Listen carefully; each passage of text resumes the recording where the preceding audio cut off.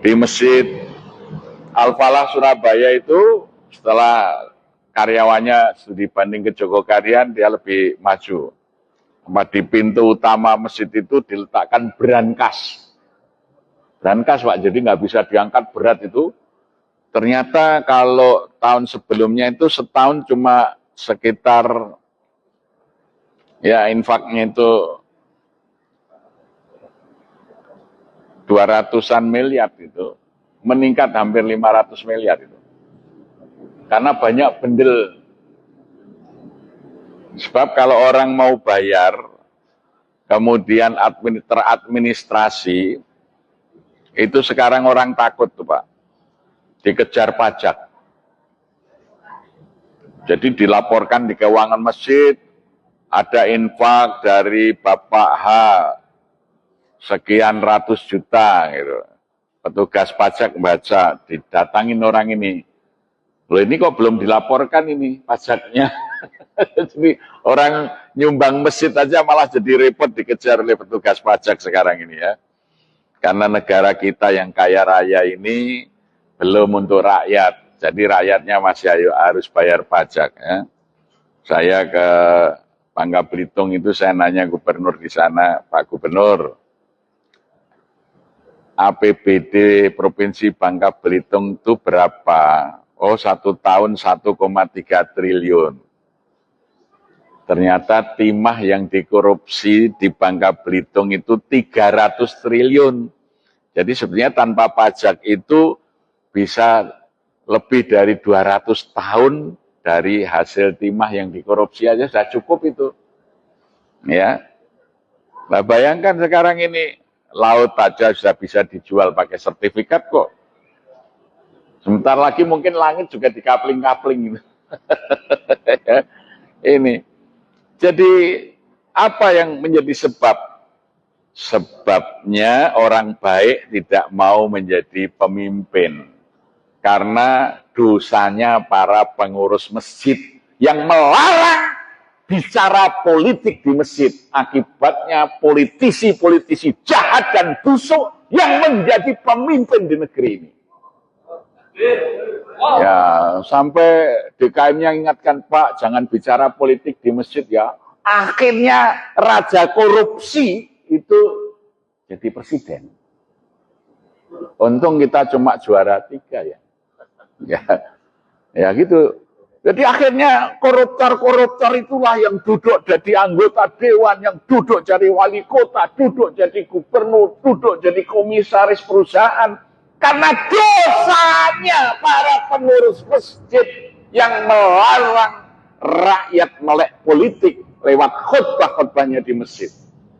Kalau kita mau membangun Indonesia yang baik, masjid harus memberikan pendidikan politik kepada rakyat. Di Indonesia itu kelemahannya cuma satu, rakyat tidak bisa milih pemimpin, itu saja. Karena apa? Karena masjid tidak mendidik rakyat untuk ngerti cara memilih pemimpin. Itu dosanya DKM-DKM yang melarang ceramah dan khutbah di masjid tentang politik. Masjid itu rumah siasah. Baik itu siasah, rumah untuk mendidik politik bagi rakyat. Insya Allah nanti lahir dari masjid pemimpin-pemimpin yang baik. Ya, jadi jangan sampai setiap khotib mau naik, Pak jangan bicara politik. Wah, kalau di Masjid Jogokarian, khotib yang tidak bicara politik coret, tidak boleh khutbah. Itu, jangan sampai penakut-penakut menjadi khotib. Dulu Khalifah Malik bin Marwan datang Jumatan, khotibnya karena melihat khalifah datang mendoakan mudah-mudahan khalifah panjang umur, sehat. Malah khalifahnya marah, kamu turun, kamu belum bisa khutbah.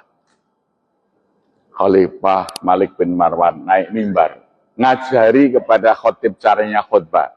Kalau ada khalifah, ada penguasa yang datang Jumatan, ingatkan. Innallaha ya'murukum bil adli wal ihsan wa itaidil qurba wa yanha 'anil fahsai wal munkari wal baghi ya'idukum la'alakum tadzakkarun fala dzikrullahi akbar. Nah, maka sekarang banyak khotib yang membaca itu, tapi hanya membaca kok, tidak menuding pejabat yang duduk di situ. Mestinya innallaha ya'murukum bil adli. Sesungguhnya Allah memerintahkan kamu hai khalifah berbuat adil, berbuat ihsan. Nah, itulah ceramah politik di masjid, maka lahirlah khalifah-khalifah yang bagus. Pemimpin-pemimpin yang bagus. Ya, tapi sekarang ini ada DKM yang kena penyakit kolonial. Di masjid tidak boleh bicara politik. Tapi tidak boleh di masjid itu berkampanye partai politik, tidak boleh. Karena nanti memecah belah umat. Ya, oh, masjid ini milih partai A, masjid ini milih enggak. Tapi cara memilih pemimpin itu harus diajarkan. Kita ini mengalami kemunduran luar biasa. Indonesia merdeka tahun 45, sarjana itu masih sedikit, Pak. Tapi kita memilih presiden itu Insinyur Soekarno. Insinyur lulusan ITB zaman Belanda, ijazahnya asli dan jelas. Wakilnya Dr. Andes Muhammad Hatta, sarjana ekonomi lulusan Amsterdam, ijazahnya asli dan jelas. Sampai kok orang yang ijazahnya nggak jelas juga dipilih, kan mundur. Dulu wapres itu siapa? Pak Hatta, Dr. Andes Muhammad Hatta, Sri Sultan Hamengkubuwono ke-9, terus Adam Malik, terus Umar Wirahadikusuma, Tri Sutrisno, Habibie, kan gitu. Wah, hebat-hebat. Kok sekarang kok Gibran gitu loh. Inilah dosanya DKM itu kan. Ketika rakyat tidak dididik memilih pemimpin, akhirnya yang plongo bisa memimpin negeri ini. Ya. Nah, jadi rubahlah ketakutan menjadi keberanian. Walam yakhsha illallah. Jangan pernah takut kecuali hanya kepada Allah. Insya Allah kita akan dapat pemimpin-pemimpin yang baik. Rakyat akan sejahtera. Hanya masjid yang bisa melakukan perubahan. Bukan lewat partai politik. Maka Bung Karno dulu tanggal 15 Mei tahun 45, dia mengatakan begini. Kita tidak hendak mendirikan sebuah negara nasional modern dengan demokrasi liberal. Demokrasi hitung biting. Setiap orang satu suara. Sebab jika demikian yang terjadi, hanya para pemilik modal yang akan bisa mendirikan dan mengendalikan partai-partai politik. Tokoh-tokoh kita nanti hanya bekerja sebagai buruh politik.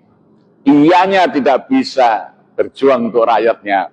Ianya akan menjadi kacung-kacung daripada kapitalis itu. Ya, maka Ajengan Sanusi menyahut, kalau begitu Bung, kita sistem perwakilan saja seperti zaman Umar bin Khattab, Abdul Haliwal Aqdi, diperkuat oleh Kiai Haji Kahar Muzakir, kemudian dirumuskan oleh Ki Bagus Hadikusumo menjadi kerakyatan yang dipimpin oleh hikmat kebijaksanaan dalam permusyawaratan perwakilan. Nah, itulah demokrasi Indonesia itu ada di sila keempat tadi, bukan hitung biting. Siapa yang dipilih yang punya hikmat dan kebijaksanaan, ya. Nah, jadi itu dulu karena masjid-masjid itu mengajari rakyat melek politik, ya, maka lahirlah dari orang-orang masjid hebat tuh. Mester Kasman Singodimejo begitu jadi ketua DPR pertama, dia mengatakan perusahaan-perusahaan asing harus dinasionalisasi. Maka dulu perusahaan listrik itu milik asing namanya ANIM. Algemene Nederlands Indie Electric Maskapai, perusahaan umum listrik Hindia Belanda. Dinasionalisasi menjadi PLN, perusahaan listrik negara. Sekarang ini dibandling, dijual sahamnya bebas, sehingga menjadi perusahaan terbuka, carinya untung, maka tarif listrik naik terus. Tidak untuk rakyat, tapi untuk keuntungan pemilik modal. Dulu kereta api itu milik swasta, namanya NIS, Nederland Indies Spoorwegen Maskapai. Kemudian dinasionalisasi menjadi PNKA, Perusahaan Nasional Kereta Api. Kemudian menjadi PJKA, Perusahaan Jawatan Kereta Api. Kemudian menjadi PT KAI, dijual sahamnya sekarang. Ya, Masya Allah. Orang naik kereta api ekonomi sekarang mensubsidi orang yang naik kereta api cepat, bos, karena utangnya 80 tahun dibebankan ke PT KAI, ya, itu. Sehingga kalau panjenengan Anda naik kereta api ekonomi, tiketnya sudah termasuk tiket ikut nyicil bayaran utang kereta api cepat itu yang Anda tidak naik itu. Jadi, itulah cara-cara berpikir yang membedakan orang masjid dan bukan orang masjid itu kalau mengurus negara, ya. Dulu Pak Dirman jadi panglima tentara, memimpin perang, dia tidak mau membebani rakyat. Sampai Pak Dirman punya doktrin kepada TNI itu, cukuplah kita para pemimpin saja yang menderita, rakyat tidak boleh menderita. Sehingga tentara kita menjadi hebat. Agus Salim mengatakan, leaden is legion, memimpin itu berkorban, siap menderita untuk rakyatnya. Nah, itu pemimpin-pemimpin yang digembleng, dibina di masjid itu hebat-hebat. Cinta kepada rakyat. Tapi ketika demokrasi menjadi liberal, yang membina partai politik dan membina politisi kita itu pemilik modal seperti Aguan, James Riyadi. Akhirnya pagar laut aja nggak ngerti siapa yang pasang, lautnya sudah dikapling-kapling. Masya Allah, negeri ini mau kemana? Itu masjid harus bisa mengembalikan daulat rakyat. Nah itulah, kalau DKM-nya hidup, insya Allah bangsa ini akan menjadi bangsa yang maju dan sejahtera. Maka tanggung jawab kita sebagai orang masjid cukup besar, ya, mengembalikan rakyat ini ke dalam martabat kemuliaan dan kesejahteraannya. Dari masjid kita siapkan pemimpin-pemimpin bangsa. Terima kasih. Assalamualaikum warahmatullahi wabarakatuh.